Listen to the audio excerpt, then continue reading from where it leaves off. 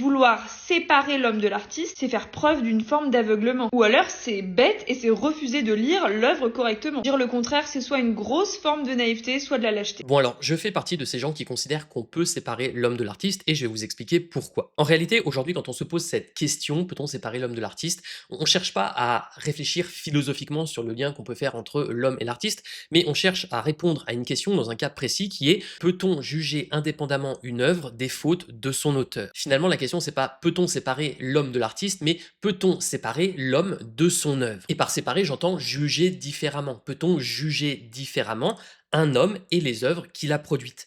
Et la réponse, c'est oui. En réalité, ce serait même totalement absurde de prétendre le contraire. Par exemple, si je prends le cas de Céline. Le problème de Céline, en fait, c'est qu'il est antisémite. Il a écrit des pamphlets antisémites et en tant qu'homme, il est détestable pour cette raison. Et ces pamphlets antisémites sont également détestables pour cette raison. Ce sont des livres absolument impardonnables. Et pour cette raison, j'ai une très mauvaise opinion de Céline et j'ai une très mauvaise opinion de Bagatelle pour un massacre. Mais le truc, c'est qu'à côté de ça, Céline, il a également écrit Voyage au bout de la nuit. Dans Voyage au bout de la nuit, Céline ne parle pas des juifs. Il n'y a pas d'antisémitisme dans ce livre. Et là où je veux en venir, c'est que oui, un auteur peut mettre de lui-même dans ses œuvres, il n'y a pas de souci avec ça. Mais c'est pas pour ça qu'une œuvre est exactement son auteur. Une œuvre et un auteur, ce sont deux choses différentes. Et puis d'ailleurs, une œuvre, c'est quelque chose de figé, là où un auteur, en fait, c'est un être humain, c'est quelqu'un qui va évoluer avec le temps. Donc il y a quelque chose de totalement absurde à juger les deux exactement de la même façon. Et c'est là où je veux en venir. Chaque œuvre peut être reliée à son auteur, mais chaque œuvre mérite d'être jugée indépendamment, d'être jugée pour elle-même. Et c'est simplement ça qu'on veut dire quand on dit qu'il faut séparer l'homme de l'artiste. Une œuvre, c'est une chose, un artiste, c'en est une autre, et les deux méritent d'être jugés séparément. Et bien sûr, parfois, vous pouvez arriver à la même conclusion. Moi, je déteste Céline parce qu'il est antisémite, et je déteste Bagatelle pour un massacre parce que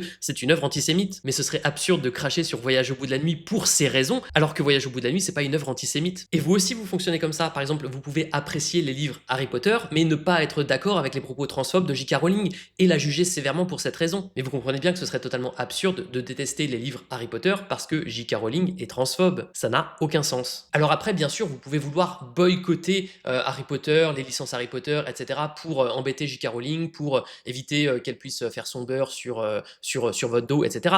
Mais fondamentalement, à partir du moment où vous pouvez émettre une opinion différente sur J.K. Rowling et sur ses livres Harry Potter, c'est que vous séparez l'homme de l'artiste, ou ici la femme de l'artiste. Ou plus précisément, comme je l'ai dit, vous séparez l'homme slash la femme de son œuvre.